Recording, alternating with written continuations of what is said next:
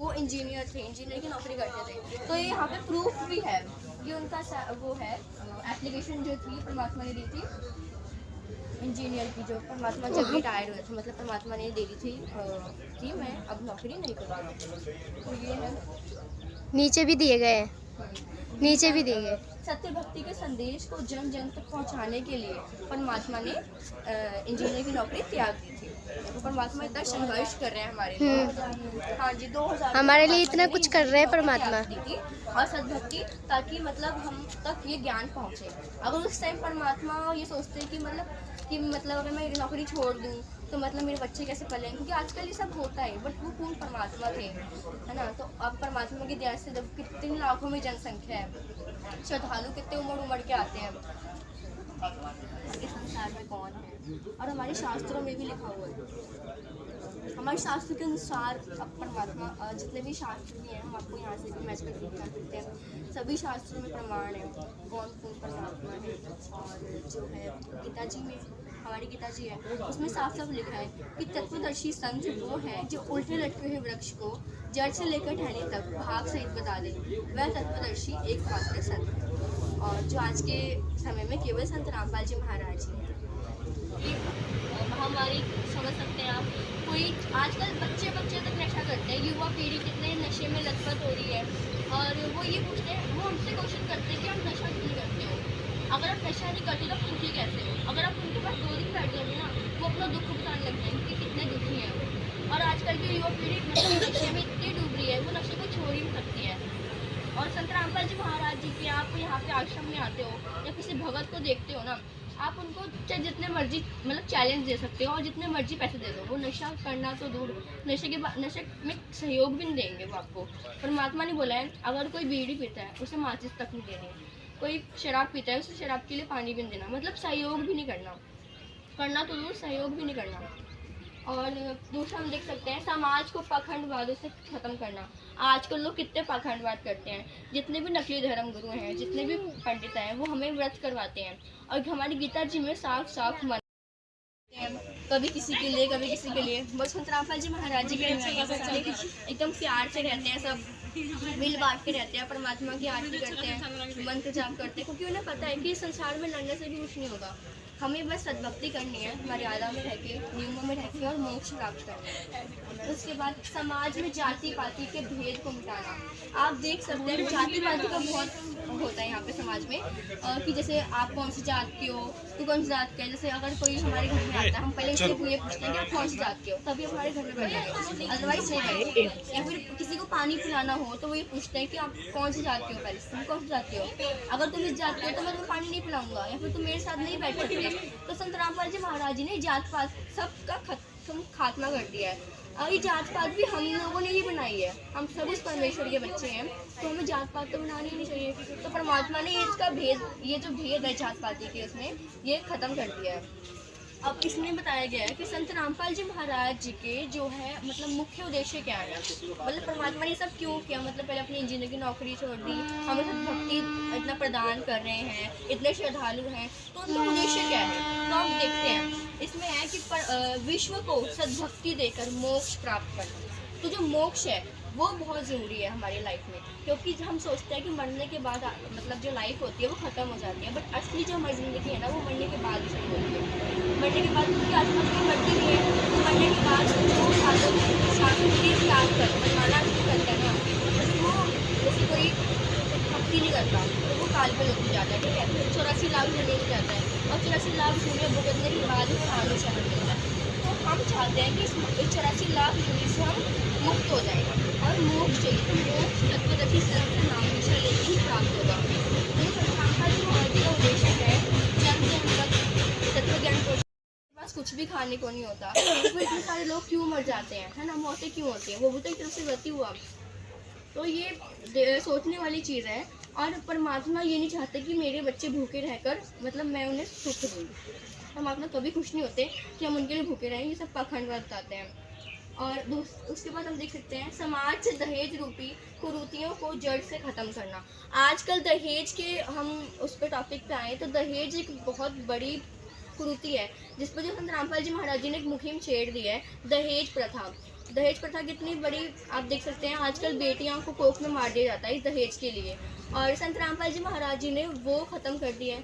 संत रामपाल जी महाराज जी के जितने भी अनुयायी हैं, जितने भी शिष्य हैं, वो दहेज रहित शादी करते हैं, दहेज मुक्त विवाह करते हैं। 17 मिनट में रामायणी होती है, ना दहेज लेते हैं ना दहेज देते हैं, बिना बैंड बाजे के, एकदम सिंपल सादा।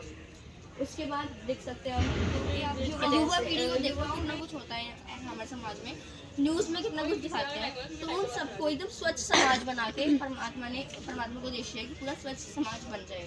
और आप आश्रम आए हो, यहाँ पे आपको हर एक चीज़, कुछ आपको कोई गलत लगी यहाँ कोई चीज़, कितनी स्वच्छता का ध्यान रखा जाता है, शुद्ध देसी घी का भंडारा कराया जाता है यहाँ पे, कितनी स्वच्छता है यहाँ पे, सब भाईचारे से रहते हैं। तो ये परमात्मा का उद्देश्य है। उसके बाद भ्रष्टाचार, वो भ्रष्टाचार भी कितना बड़ा है, तो उसको भी परमात्मा ने खत्म कर दिया संत रामपाल जी महाराज जी। तो ये थे संत रामपाल जी महाराज जी के मुख्य उद्देश्य, जो कि आज के समय में कोई भी संत या महंत नहीं बता सकते। संत रामपाल जी महाराज जी। उसके बाद जैसे दहेज प्रथा थी, ये देख सकते हैं कितने जोड़े बैठे हैं यहाँ पे, और इनमें कोई भी दहेज की बात नहीं हो रही या कोई दहेज दिख रहा है आपको यहाँ पे। केवल संत रामपाल जी महाराज जी के आशीर्वाद द्वारा 17 युवा पीढ़ी को देख लो कितना कुछ होता है हमारे समाज में, न्यूज़ में कितना कुछ दिखाते हैं। तो उन सबको एकदम स्वच्छ समाज बना के परमात्मा को उद्देश्य है कि पूरा स्वच्छ समाज बन जाए। और आप आश्रम आए हो, यहाँ पे आपको हर एक चीज़, कुछ आपको कोई गलत लगी यहाँ कोई चीज़, कितनी स्वच्छता का ध्यान रखा जाता है, शुद्ध देसी घी का भंडारा कराया जाता है यहाँ पे, कितनी स्वच्छता है यहाँ पे, सब भाईचारे से रहते हैं। तो ये परमात्मा का उद्देश्य है। उसके बाद भ्रष्टाचार, वो भ्रष्टाचार भी कितना बड़ा है, तो उसको भी परमात्मा ने खत्म कर दिया संत रामपाल जी महाराज जी। तो ये थे संत रामपाल जी महाराज जी के मुख्य उद्देश्य, जो कि आज के समय में कोई भी संत या महंत नहीं बता सकते। संत रामपाल जी महाराज जी। उसके बाद जैसे दहेज प्रथा थी, ये देख सकते हैं कितने जोड़े बैठे हैं यहाँ पे, और इनमें कोई भी दहेज की बात नहीं हो रही या कोई दहेज दिख रहा है आपको यहाँ पे। केवल संत रामपाल जी महाराज जी के आशीर्वाद द्वारा 17 में ज्ञान लाना, क्योंकि आजकल एजुकेटेड लोग हैं इतने, बट वो ज्ञान के उस पर नहीं आते, मतलब ज्ञान समझते नहीं है। भगवान पे ट्रस्ट ही नहीं करते हैं, वो साइंस पे ट्रस्ट करते हैं ज़्यादातर। तो मैंने बताया ना, साइंस जहाँ खत्म होती है ना, वहीं परमात्मा ज्ञान स्टार्ट होता है। तो परमात्मा ने जितने भी एजुकेटेड लोग हैं उनके अंदर आध्यात्मिक ज्ञान लाने की उनका उद्देश्य है कि जितने भी एजुकेटेड लोग हैं उनके अंदर आध्यात्मिक ज्ञान मैं पहुँचाऊँ जन तक। तभी परमात्मा ने सारे शास्त्र वेद खोल के दिखा दे कि बच्चों तुम खुद रिसर्च कर सकते हो। आप इंटरनेट पे पूरे जितने भी हमारी इंटरनेट है उस पर संत रामपाल जी महाराज जी की ज्ञान चर्चा होती है। यूट्यूब, फेसबुक, इंस्टाग्राम, कहीं भी आप कोई सा भी आप खोलोगे वहाँ संत रामपाल जी महाराज जी का ही ज्ञान प्रचार होता है। और उसके बाद समाज में शांति व भाईचारा स्थापित करना। आजकल आप देख सकते हो इतनी बात पे लड़ाई हो जाती है, बट संत रामपाल जी महाराज जी के द्वारा आप जितने भी उनके न्याय है वो कभी लड़ाई झगड़ा नहीं करते हैं, आपस में भाई भाई की तरह रहते हैं, भाईचारा बना के रखते हैं। और ऐसा कुछ नहीं है, सबके लिए एक जैसा भंडारा बनता है शुद्ध देसी घी का। पर संत रामपाल जी महाराज जी यार पता है मेरा हो ही नहीं रहा है, तुम्हारा 1 मिनट। और संत रामपाल जी महाराज मेरा ये वाला हो ही नहीं रहा यार। चौथे गुण यह है कि उनका बताया सभी ज्ञान वेदों और शास्त्रों पर आधारित होगा। संत रामपाल जी महाराज सभी वेदों शास्त्र के अच्छा ज्ञान देते हैं, और इन सभी लक्षणों से फिर सिद्ध होता है कि जगत गुरु तत्वदर्शी संत रामपाल जी महाराज ही पूर्ण गुरु हैं, जो कि प्रमाणित ज्ञान देते हैं और सभी प्रकार के भेदभाव खत्म करते हैं। तो आज के टाइम पे परमात्मा संत रामपाल जी महाराज जी ने जितने भी भेदभाव थे संसार में सबको खत्म कर दिया है। ज़्यादातर जाति पाति का भेदभाव कहीं नहीं होता यहाँ पे। जितने भी अनुयायी हैं कोई किसी भी प्रकार का भेदभाव नहीं करते हैं, आदर सत्कार से बुलाते हैं उनको, सबसे मिल बांट के सेवा करते हैं। जो बेटी और बेटी पुस्तक लेते हैं, पुस्तक होती है, कोई दहेज ना लेते हैं ना देते हैं, बिना बैंड बाजे के, एकदम सिंपल सादा।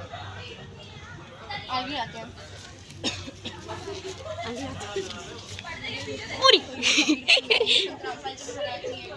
क्या है हटो ना। जी के अवतार है, धरती पे अवतार संत रामपाल जी महाराज जी। वीडियो बना दो। और संत रामपाल जी महाराज हरियाणा में आए थे, अवतार हुए संत रामपाल जी महाराज। इसमें है उत्तर दक्षिण पूर्व पश्चिम फिरता दाने दाने लो। सर्व क्लास गुरु साहिब जी हरियाणा दो संत रामपाल जी महाराज जी हरियाणा स्टेट में अवतरित हुए थे। अब ऋतु तो संत रामपाल जी महाराज जी के बारे में कुछ जानकारी दी गई है। यहाँ पे आप देख सकते हैं कबीर सागर में 1960 पेज नंबर 1960 में अध्याय जीव धर्म वाणी तीसरे भ्रष्ट कर जारी चौथा ये एक वाणी है। और हाँ हम यहाँ से बढ़ते हैं। पूर्ण परमात्मा कबीर जी ने स्वयं सदगुरु के लक्षण बताए हैं। पहले लक्षण है कि पूर्ण गुरु को सभी वेद शास्त्रों और धार्मिक ग्रंथों की पूरी जानकारी होनी चाहिए, जो कि आज के विश्व में केवल संत रामपाल जी महाराज जी है। आप उनके सत्संग सुने होंगे। संत रामपाल जी महाराज हर एक वेद शास्त्र खोल खोल के बताते हैं तो बच्चों इसमें क्या लिखा है। और मैंने सारे शास्त्र वेद कुरान शरीफ पवित्र गीता सब खोल के बता दिए। तो जितने भी हैं वेद शास्त्र धर्म धार्मिक ग्रंथों की पूरी जानकारी केवल संत रामपाल जी महाराज जी को दी। और दूसरा लक्षण यह है कि पूर्ण गुरु मन कर्म और वचन से सद्भक्ति स्वयं भी करेगा और अनुयायियों से करवाएगा। तीसरा गुण यह है कि पूर्ण गुरु सभी को समान दृष्टि से देखेगा, चाहे वे अमीर हो चाहे गरीब। ये आप आश्रम आते हो, आपने कभी देखा कि कोई होने के लिए ये सारा पखंडवाद करते हैं अपनी रोजी रोटी के लिए। बट जो संत रामपाल जी महाराज थे वो एक इंजीनियर थे। इंजीनियर की नौकरी उन्होंने त्याग दी थी सद्भक्ति मार्ग के लिए। तो ये आप देख सकते हैं संत रामपाल जी महाराज जी संघर्ष उन्होंने बहुत संघर्ष किए।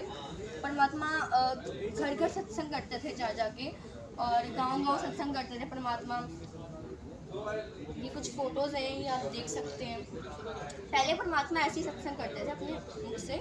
उसके बाद 2000 में जब परमात्मा को लगा कि भाई मतलब ये तो ज़्यादातर लोग सुन नहीं रहे हैं, मतलब कह रहे हैं प्रूफ दिखाओ, तो क्योंकि पूर्ण परमात्मा थे उन्हें तो प्रूफ की ज़रूरत ही नहीं थी। तो फिर जब परमात्मा ने देखा कि आजकल लोग प्रूफ मांगते हैं और सब कुछ सारे मतलब देखते हैं, तो परमात्मा ने तब शास्त्रों के अनुसार ज्ञान करना स्टार्ट किया 2000 में। तो परमात्मा सभी शास्त्रों को लेके आए, सभी शास्त्रों में से निचोड़ निकाल के बता दिया कि देखो बच्चों इसमें क्या लिखा है और हम क्या कर रहे हैं। आजकल जितने भी एजुकेटेड लोग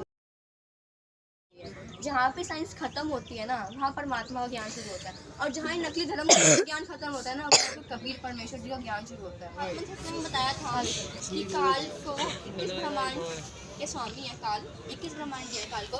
तो ये एक ब्रह्मांड का लघु चित्र है, उसमें से 21 में से एक ब्रह्मांड का लघु चित्र है। तो इसमें देख सकते हो ये स्वर्ग है, ये नरक है। तो जब हम सब लोग जाते हैं तो रास्ते में बहुत सारी मतलब जैसे नकली सब लोग भी आता है, यहाँ पे नकली सब लोग भी आता है, नकली अलग लोग भी आता है। तो जो काल है जब हम सब लोग जाते हैं फिर भी काल हमें माइंड डिस्ट्रैक्ट करने की कोशिश करता है कि ये फिर से इस संसार में आ जाए, सब लोग ना आ जाए। काल हमें भ्रमित करता है, तो इसलिए हमें अगर इस चीज़ की पहले से ही नॉलेज होगी तो फिर हम सब लोग जा पाएंगे। तो ये धर्म का एक लोग होता है और ये ब्रह्मांड का लघु चित्र है। और जैसे जो ब्रह्मा विष्णु महेश की भक्ति करता है वो ब्रह्मा के लोक में जाता है, और जो विष्णु की भक्ति करता है वो विष्णु के लोक में जाता है। तो ऐसे ही जब इनके पुण्य खत्म हो जाते हैं तो वो फिर नरक में चले जाते हैं। और ये अच्छा तो फिर मतलब पूरा इन्होंने दर्शाया गया है एक नक्षत्र में ब्रह्मांड के बारे में। तो देखो जो इंसान भक्ति नहीं करता फिर वो काल के लोक में जाता है। उसके बाद फिर काल की तपस्या होते हैं। यहाँ पे देखो काल का ये श्लोक जहाँ पे काल स्थापित होता है तो तपस्या होती है। तो फिर जो भक्ति नहीं करता तो काल से घूमता है, घूम के खाता। काल जो है काल भगवान उन्हें श्राप मिला हुआ है कि 1 लाख मानुष जीवन खाने ही खाने हैं और 1.25 लाख पैदा करने हैं। ये है 21 ब्रह्मांड महाब्रह्मांड ये सारे। और तपस्या काल का निज घर जहाँ काल रहता है, जहाँ काल रहता है। अरे तुम रहने दो। फिर बोलो के जो असंख्य ब्रह्मांड क्या है, ब्रह्मांडों के मालिक कबीर परमेश्वर उधर जाओ ना। उनके एक चित्र बताया गया।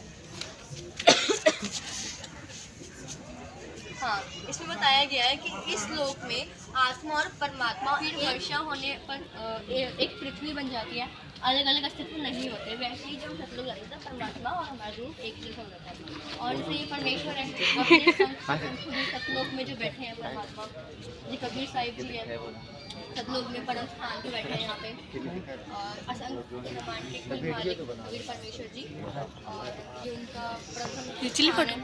और यहाँ पे क्षमा का दीप है। अगर कोई मतलब गलती कर देता है तो उसे परमात्मा यहाँ पे क्षमा कर देता है। आनंद का दीप है, जहाँ पे आनंद लिखा हुआ है कि जो उल्टे लटके वृक्ष को जड़ से लेकर टहनी तक भाग फिर बताते हैं। तो ये गीता अध्याय 15 श्लोक 1 और 2 में लिखा है कि देखो ये सीधा वृक्ष है और ये उल्टा लटका हुआ वृक्ष है। ये अर्थात सीधा बीजा हुआ भक्ति रूपी पौधा है ये। अगर हम कबीर परमेश्वर जी की भक्ति करें, क्योंकि जब तक हम इस काल के लोक में हैं तो ये जो ब्रह्मा विष्णु महेश है, हमें परमात्मा इनके मंत्र देते हैं हमें, ठीक है। जब तक हम इस काल के लोक में हैं तो ब्रह्मा विष्णु महेश फैसिलिटीज चाहिए। अगर हम इनकी भक्ति करेंगे तभी ये मतलब खुश होगा, ठीक है, तभी हमें फैसिलिटीज देंगे। और उसके बाद अगर हम इन्हीं की भक्ति करेंगे और कबीर परमेश्वर जी को याद करें तो फिर वो हमें प्रॉब्लम्स में आती रहेंगी, हमारी फैसिलिटीज नहीं होगी, इससे कोई लाभ नहीं होगा, इससे कोई लाभ नहीं होगा। ये कबीर परमेश्वर जी है और तना है, ये डार है जो ईश्वर पुरुष काल